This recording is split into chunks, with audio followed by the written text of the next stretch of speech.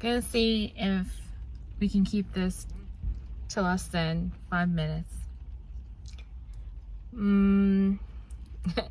How's everyone doing? How are you guys doing? It's been a little bit over a week since the K-pop world was shook with the news of Moonbin's passing. And this is just like a short kind of video that I want to do to kind of just go over some things in regards to the, emotions and stuff like that, in regards to what we know and stuff like that. So I'm just gonna start off with like the stuff that I saw afterwards that really just rubbed me the wrong way.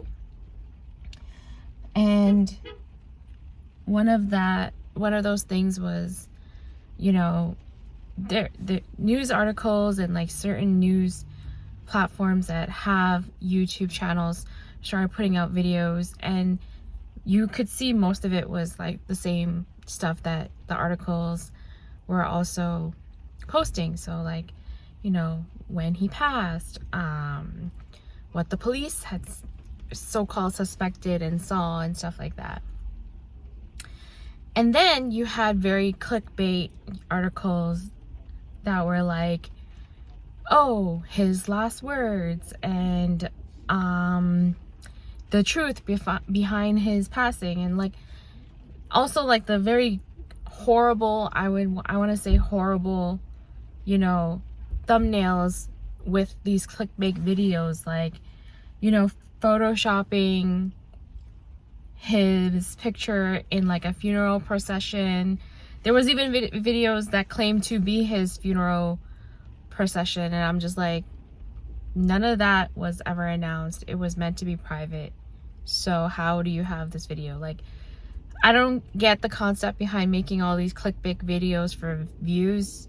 And I think as a content creator myself, it kind of really rubs me the wrong way, because you're trying to monopolize, you're trying to kind of capitalize on somebody else's passing with all this clickbait. And I think it really, like, I saw it and I was really annoyed and frustrated. Second to that is, so I have been following Moonbin for a while, and so, I was collecting a lot of his photo cards and stuff like that, and a couple of the photo card trading accounts that I followed, they were posting what they were seeing as some people were trying to also capitalize on his passing by like really jacking up the prices on his photo cards. And I just want to bring that to light, because I'm like, I don't know what you're trying to do there. I guess like everyone for themselves, but like, just something that rubbed me also the wrong way. Aside from that, those are the only two sort of things that followed after that really bugged me.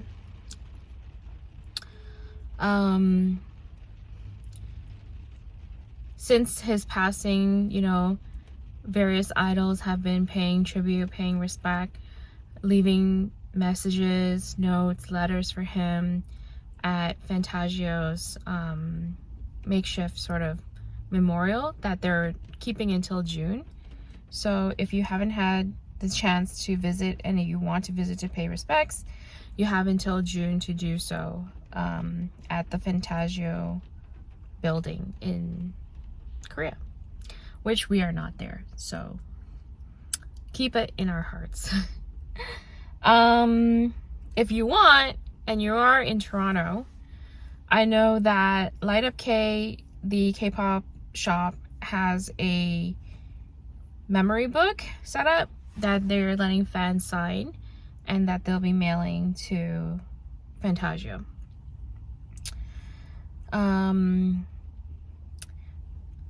I think when I first found out about the news, and when I saw the article first, I think I was really, like, the shock, the amount of shock probably can't be put into words. I dropped my phone and I was just like, everything was just like a blur, like, what is happening? And then I started sharing, letting, you know, my friends know, and they're, you know, most of them who knew obviously about, you know, Moonbin being a bias and all that, was just like checking in consistently, be like, are you okay? How are you doing? And stuff like that. Like,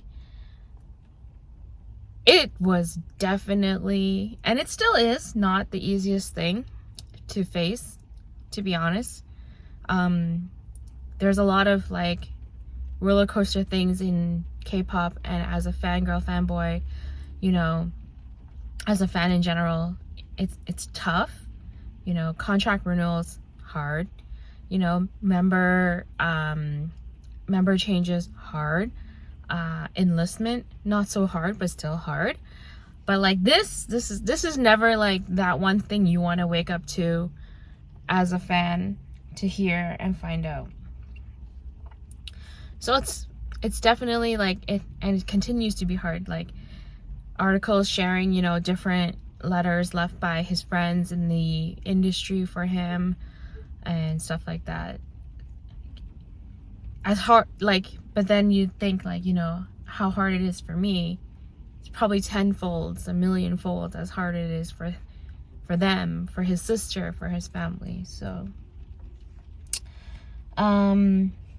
yeah, I think what I wanted to also mention is, and touch upon, is just, don't feel obviously like embarrassed that you feel upset or you feel sad because of all this, because it might be like, oh, it's an idol, why are you like so like overreacting? It's not. Don't let anybody tell you that you're overreacting, or don't let anybody try to downplay how you feel about this whole thing, because it's none of their business. First of all, everyone has a right to feel how they feel, and, you know, do what they have to do to cope. So if they don't want to hear it, they can walk away. They don't have to hear it. If they don't want to see your story, they can swipe. It's none of their business. And I'm not saying that I personally felt like that or had to experience that. Vice versa, a lot of people did reach out and was asking how I was and stuff like that. And I'm just the type of person that needs space when it comes to these things. I don't need like, I don't particularly need a shoulder to cry on. I just need some space. And so whatever the method is that you need to cope, like, go at it. Make sure you have healing time. There are a lot of people I know, especially the admins of those trading accounts, like, it's been really, really tough as well for them, and they're still trying to recover slowly. I haven't been able to bring myself to kind of watch any content with him in it for a bit, and I think I still need a little bit of time before I do that. But it will get there slowly. I think what he would want the most is to leave behind, you know, amazing works, which he is, you know, and content and, you know, stuff that would bring smiles and bring joy to his fans. So remember him for that. Remember him for how amazing he is as an artist, as a person. And yeah, I just wanted to do this segue because I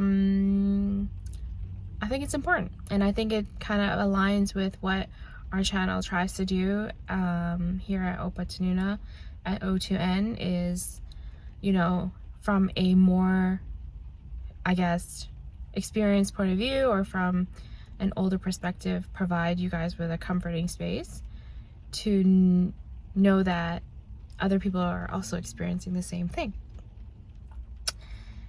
And yeah, if you have to share anything, or if you ever want to talk about a special moment where Moonbin touched your life, and, you know, even just, you know, debrief or like let out all your emotions and tell us the story, like, feel free to do so in the comments. I would love to hear it. For me, I think it was from debut, maybe even pre-debut. He played a big role in just the fan life for me, and has always been a really good dose of like happiness and happy vibes, you know. And also his like attitude towards his career is it's unmatched between me and him, of course, and I think it's just a great inspiration. And this is sort of also the power of K-pop in a lot of sense. So yeah. But yeah, like I said, leave comments if you want to share your story, share how Moonbin touched your life or anything like that, or if you need to tell someone, you know, you're coping and you're sad, tell us. That's what we're here for. And on the note of, you know, him being so dedicated and such a hardworking person at his career and his, you know, his dream, I think it's a really big wake-up call for myself that I need to do more, and as well, like, work harder at what I want to achieve in my life. And part of it is really this channel too. It's like not really doing enough, or like putting out enough content to really be what I should be doing here. So hopefully you guys will see more content and new content come out soon. But yeah, didn't keep it under 5 minutes. But I hope you guys can relate and can hear me out. And yeah. That's it for now. I'll see you guys in the next one. Bye.